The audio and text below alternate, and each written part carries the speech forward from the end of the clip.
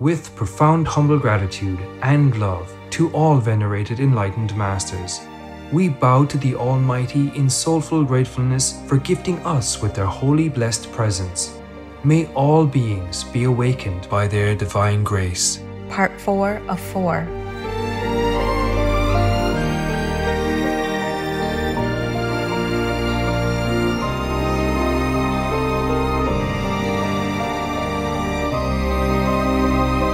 Etc.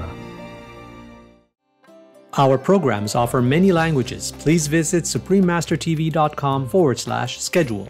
Nos programmes offrent plusieurs langues. Veuillez visiter suprememastertv.com/schedule. Nuestros programas ofrecen varios idiomas. Visiten suprememastertv.com/schedule. Naše programy nabízejí více jazyků. Prosím, navštivte suprememastertv.com/schedule. To recognize that in our true selves, we are one with the total movement and not minor or subordinate is the other side of the account, and its expression in the manner of our being, thought, emotion, and action is necessary to the culmination of a true or divine living. Please continue watching to hear more wisdom from the writings of Sri Aurobindo, vegetarian.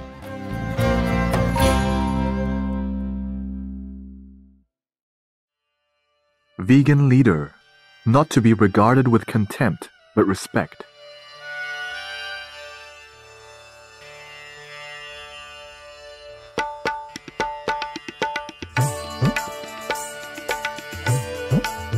Kamre or Khmer, benevolent viewers.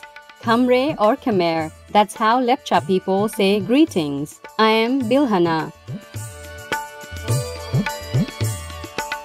The sincere Lepcha people wish you peace in your heart and enlightenment in your mind. May the divine be revealed to you in heaven's holy light. Welcome to part 1 of The Pure Existent. Selections from The Life Divine by Sri Aurobindo, vegetarian, on Words of Wisdom.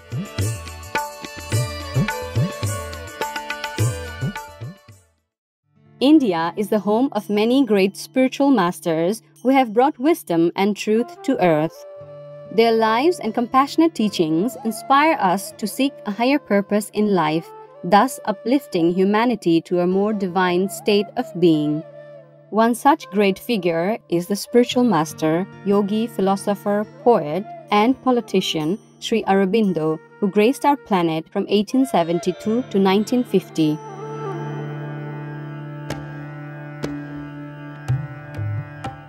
Sri Aurobindo's time as a politician was dedicated to achieving India's independence.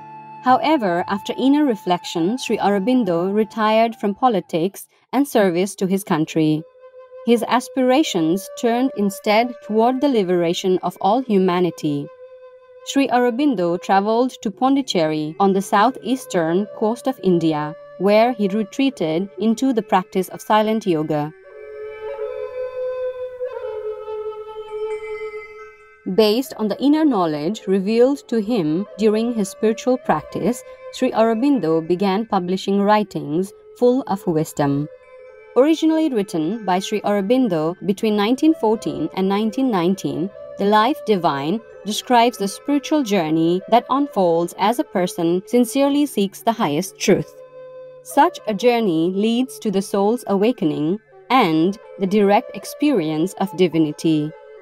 Today we present excerpts from Chapter 10, The Pure Existent, from the book The Life Divine.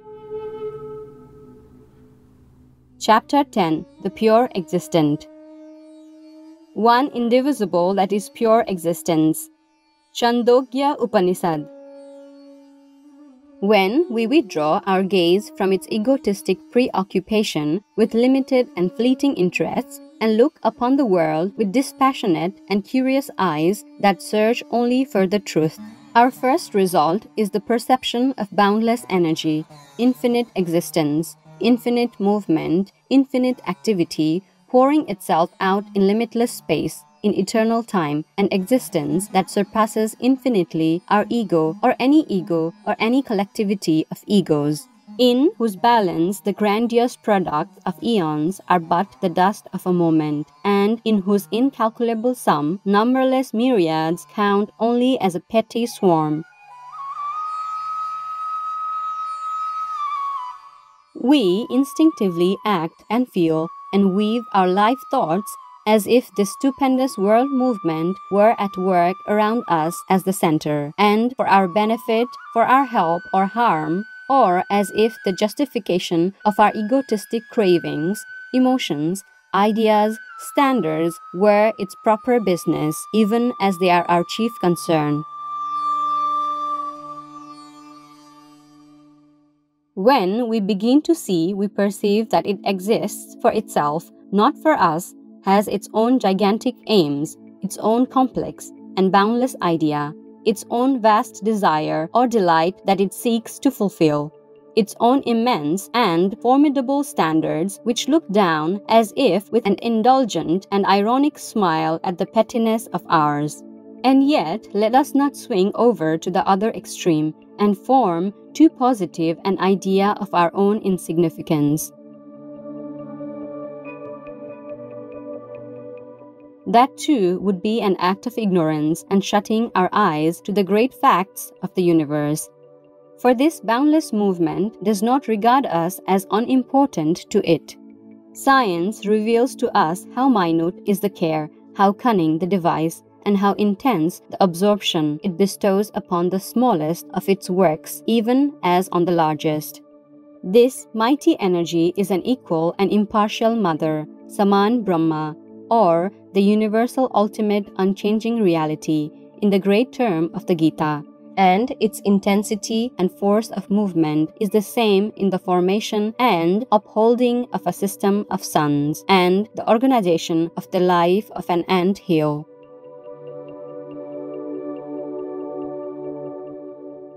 It is the illusion of size, of quantity, that induces us to look on the one as great, the other as petty.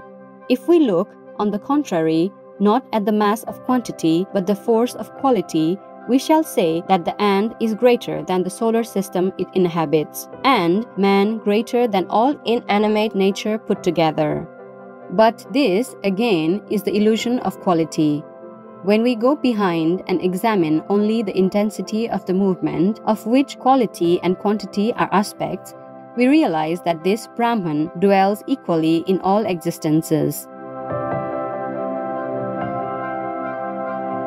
Equally partaken of by all in its being, we are tempted to say equally distributed to all in its energy. But this, too, is an illusion of quantity. Brahman dwells in all, indivisible, yet as if divided and distributed.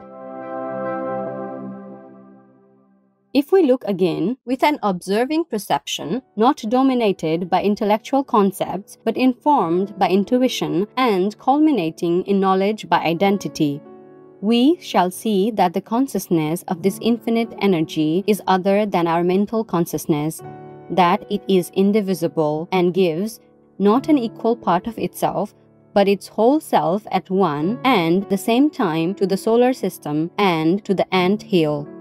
To Brahman, there are no whole and parts, but each thing is all of itself and benefits by the whole of Brahman. Quality and quantity differ, the self is equal. The form and manner and result of the force of action vary infinitely, but the eternal, primal, infinite energy is the same in all. The force of strength that goes to make the strong man is no whit greater than the force of weakness that goes to make the weak. The energy spent is as great in repression as in expression, in negation as in affirmation, in silence as in sound.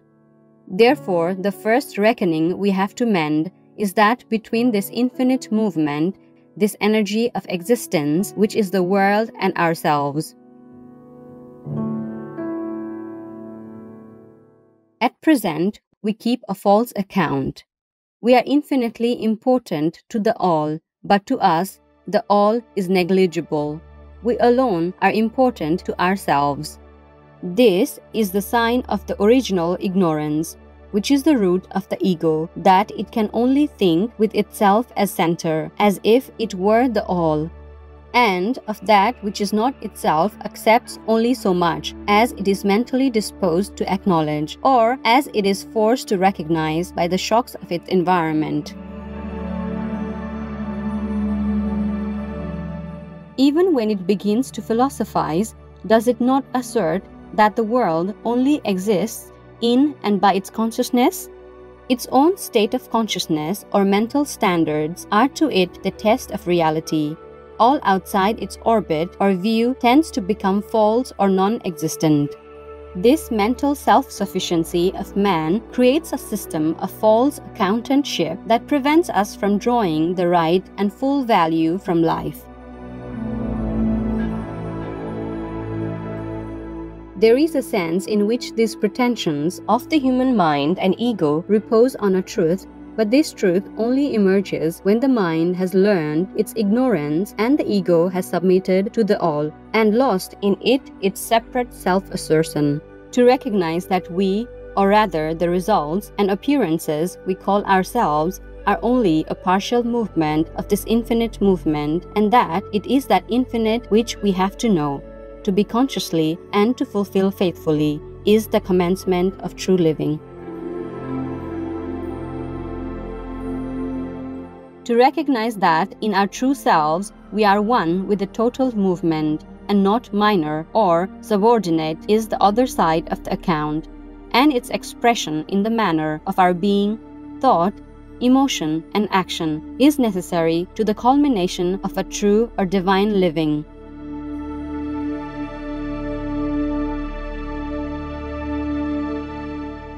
For more information, please visit Sri Aurobindo-ashram.org.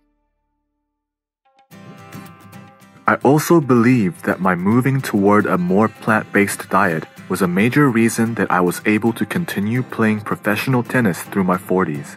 It made me mentally sharper and made it possible for me to endure the physical conditioning that is required to compete at that level. Martina Navratilova, vegan. Amazing viewers, we appreciate your company today for The Pure Existent. Selections from The Life Divine by Sri Aurobindo, Vegetarian, Part 1 of 2 on Words of Wisdom. Please join us again tomorrow for Part 2 of this program. Coming up next is Finland, a land of natural wonders and happy citizens, Part 2 of 2, right after noteworthy news. May you be blessed by the heavens. Our programs offer many languages. Please visit suprememastertv.com/schedule and suprememastertv.com/WOW.